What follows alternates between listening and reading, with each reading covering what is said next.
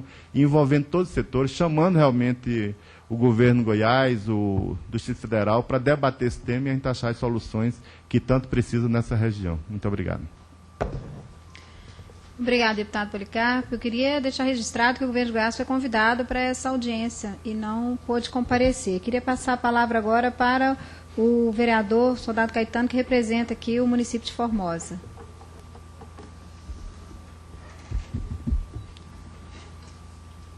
Quero primeiramente cumprimentar a mesa na pessoa da deputada Flávia Moraes.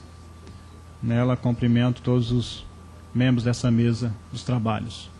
Cumprimentando também a cada um dos presentes, os vereadores.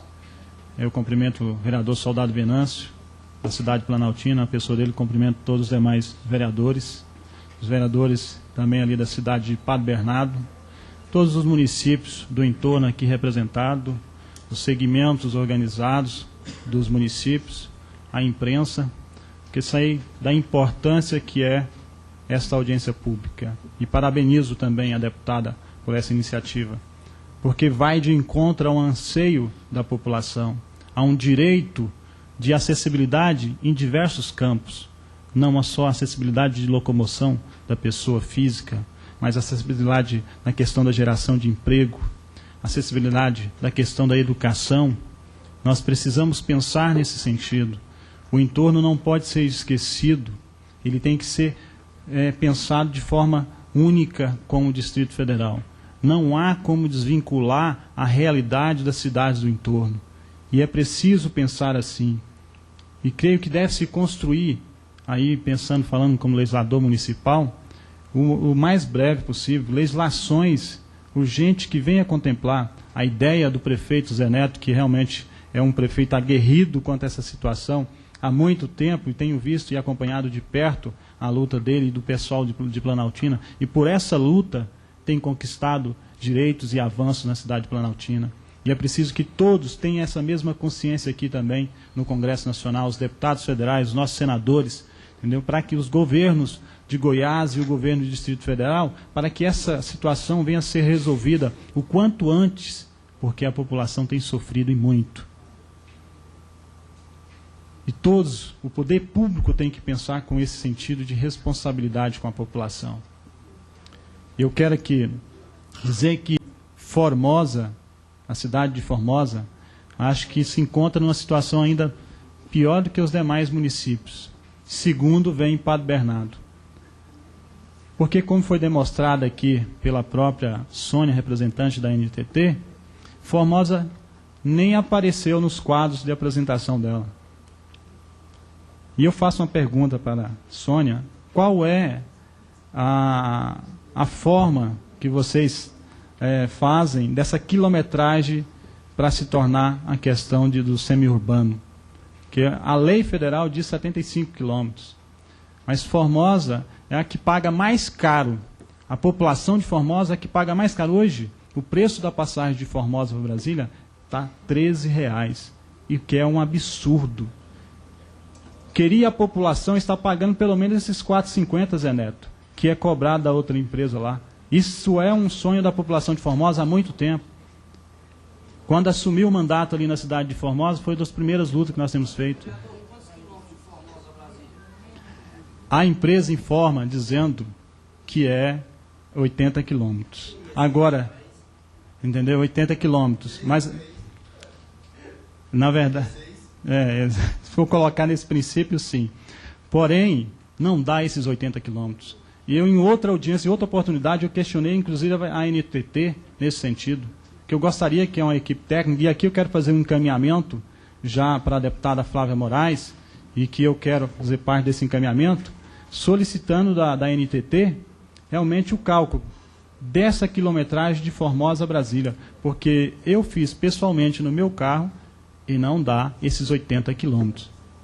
Agora, de rodoviária a rodoviária. Mas, segundo o levantamento, seria de trevo a trevo, não de rodoviária a rodoviária. Aí que não dá mesmo esses 75 quilômetros. Não dá.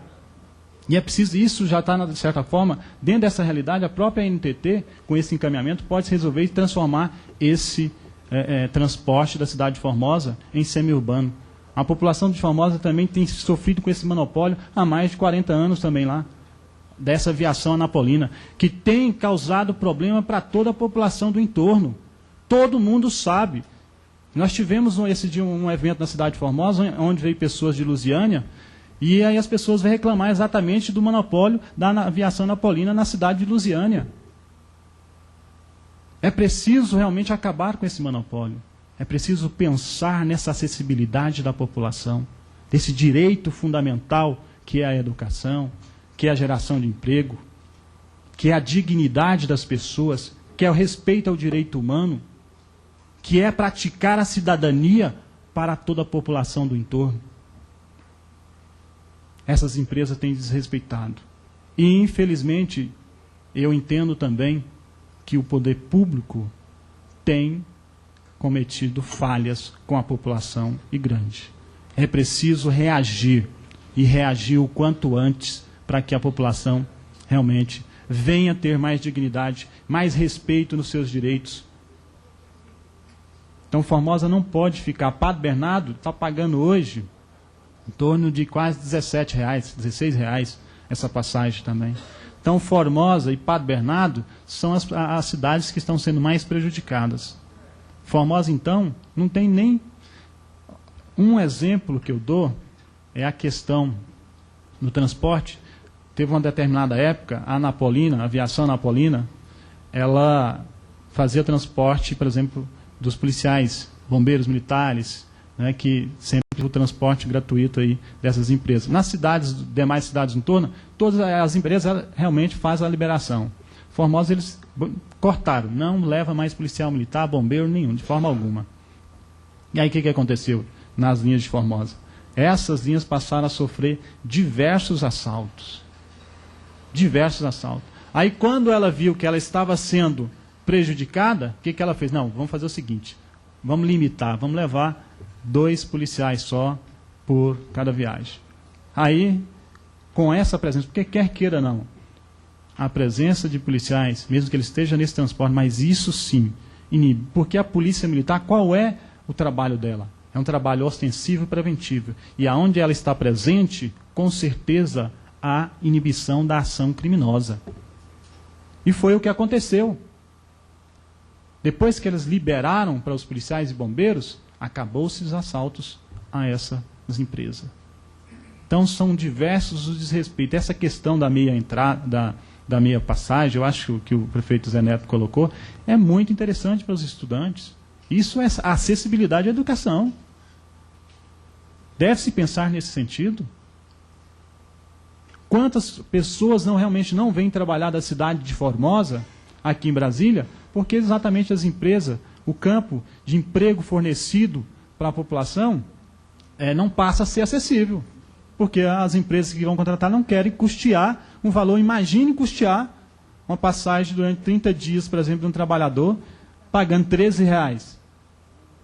Agora imagine essas pessoas que necessitam de deslocar de Formosa a Brasília, que ganham um salário mínimo. Ou aquele que trabalha diarista que não tem nem o seu salário mínimo. É complicado.